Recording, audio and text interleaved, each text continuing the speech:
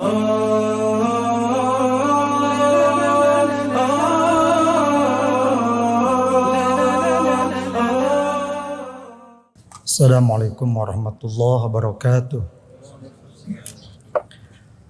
Alhamdulillah haqqa hamdi. Assalatu wassalamu ala sayyidina Muhammadin abdi wa ala alihi wa sahbihi amma ba'du. Al-Mukarramun Jamaah Tarawih Masjid Al-Jabar, selamat menikmati segala jamuan Ramadan.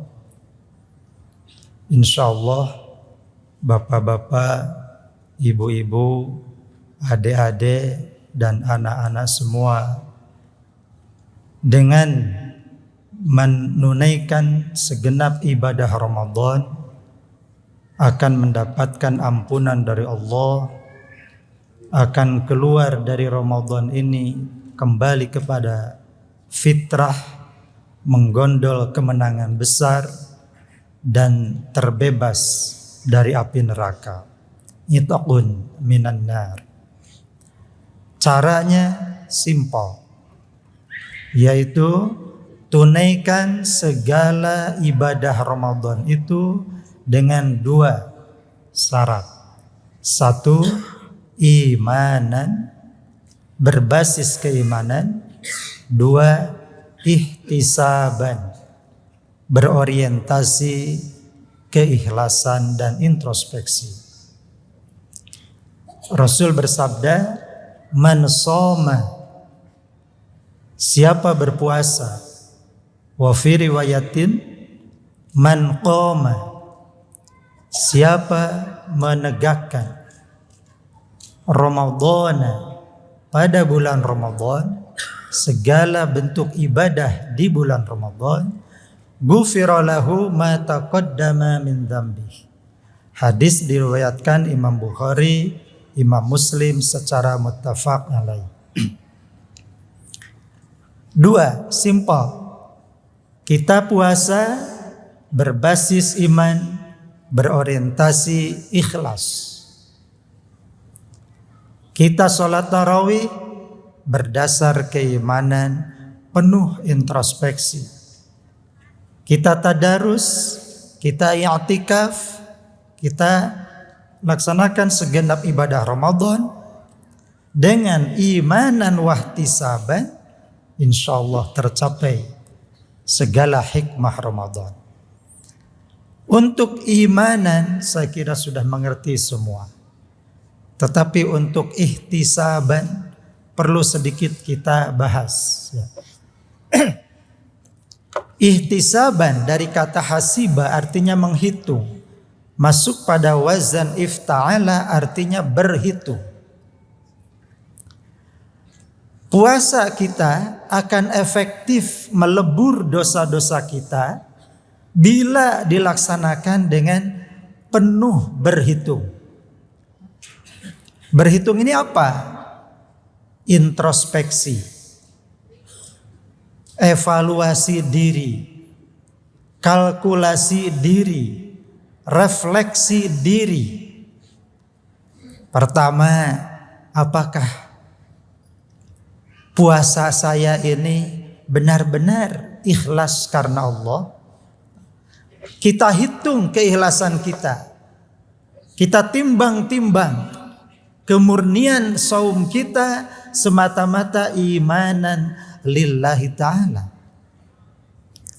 Jangan sampai ada berpuasa dicemari oleh ria, pameran ingin dilihat orang, sum'ah, pameran ingin didengar orang. Satu hal yang suka merusak ibadah kita itu adalah ria. Betapa banyak kata Nabi orang getol sholat, giliran hisab, sholat bukan diberi pahala tetapi dipukulkan, ibarat pemukul kepada orang yang melakukannya. Kenapa? Karena sholatnya terkontaminasi oleh ria. Maka kita berhitung diri kita, pastikan sholat tarawih kita ini ikhlas, bersih, tidak ada kotoran-kotoran ria, sumah dan lain-lain. I'tikaf kita, tadarus kita, terutama puasa kita. Introspeksi itu artinya mengevaluasi diri, menghisab diri. Ihtisaban, berhitung. Apakah puasa saya ini lebih dari sekadar lapar dan dahaga? Kita hitung, kita kalkulasikan.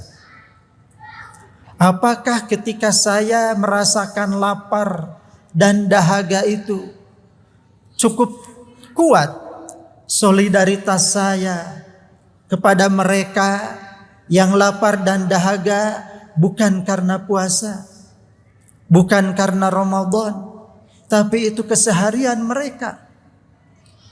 Seberapa besar kepedulian saya kepada mereka yang in needs, kaum berkebutuhan, yang tidak berpunya. Kita introspeksi. Jadi puasa kita penuh dengan refleksi, menghitung diri, mawas diri, evaluasi diri, kalkulasi diri. Ini yang dimaksud dengan ihtisab.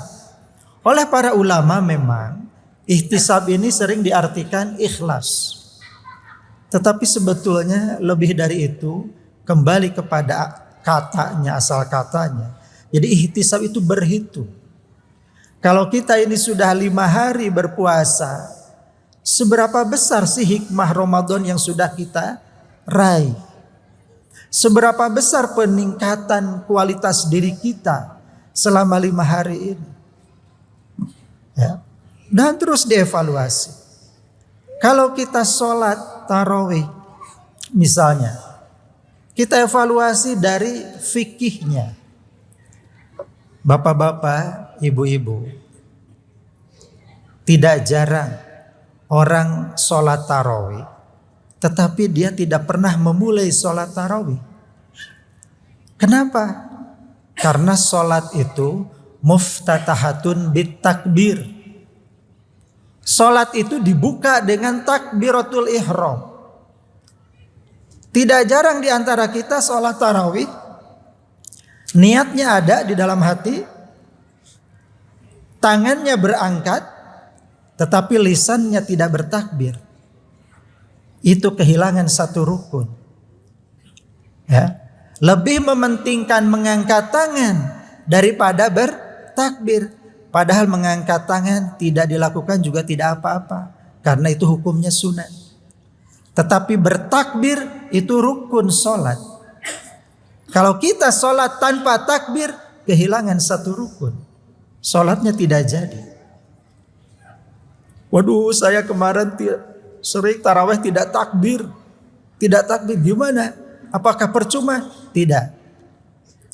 Kalau yang sudah lewat, karena bapak tidak tahu, mungkin ibu tidak tahu, tetap itu dicatat sah. Tapi sekarang kalau sudah tahu, masih tidak takbir juga, nanti dianggap tidak jadi sholatnya. Karena kalau tidak tahu, lupa, tidak sadar, itu rufi al-qalam, tidak dicatat sebagai kesalahan. Tetapi kalau sudah tahu, kau masih tidak juga bertakbir mengawali sholat, itu berarti sholatnya belum pernah dimulai. Jadi jangan lupa, takbir harus terucap.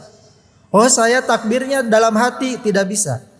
Hati sedang berniat, dia punya tugas sendiri. Ya.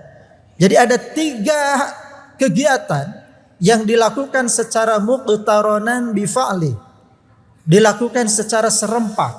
Apa itu? 1, bertakbir.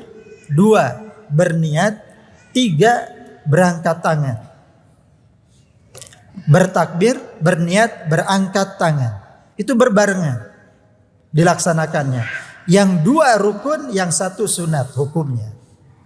Kalau bapak tidak bisa serempak 3-tiganya, lebih baik tidak mengangkat tangan, tapi takbir dan niat ada. Daripada Anda mementingkan mengangkat tangan, tetapi tidak bertakbir. Mengangkat tangan hukumnya sunat. Ya. Dan lucunya, ini yang ketiga, kita evaluasi sholat kita. Ketika bertakbir, kita sedang membesarkan siapa? Allahu Akbar. Allah Maha Besar. Ya. Perhatikan, tidak sedikit di antara kita, ya, karena merasa mengangkat tangan yang sunat ini paling sesuai dengan sunnah Rasul, ya, mungkin dengan kepercayaan masing-masing, sambil mengangkat tangan, sambil melirik ke kiri ke kanan. Wah, yang di sebelah kiri saya ini angkat tangannya tidak sesuai dengan sunnah Rasul. Hanya saya ini yang sesuai dengan sunnah Rasul. Sudah mulai muncul takabur. Alih-alih bertakbir malah menjadi takabur. Ini hati-hati. Ya. Kita sedang membesarkan Allah. Jangan sampai membesarkan kepala sendiri. Dengan merasa paling bagus mengangkat tangannya. Merasa paling fasih bertakbirnya. Merasa paling sesuai dengan fikih. Segala bentuk kepongahan, ketakaburan, itu harus kita bersihkan dari diri kita ketika kita sholat. Itu evaluasi, itu introspeksi. Nah, kata Nabi, hanya dengan memenuhi dua kriteria inilah segenap ibadah Ramadan kita, baik saumnya, sholat tarawihnya, i'tikafnya, infaknya, sodakohnya, tadarusnya, dan lain-lainnya, itu akan efektif melebur dosa-dosa kita. Ghufira lahu ma taqaddama min dzambi, bila terpenuhi imanan wahtisaban. Wabillahi taufiq wal hidayah. Wassalamualaikum warahmatullahi wabarakatuh.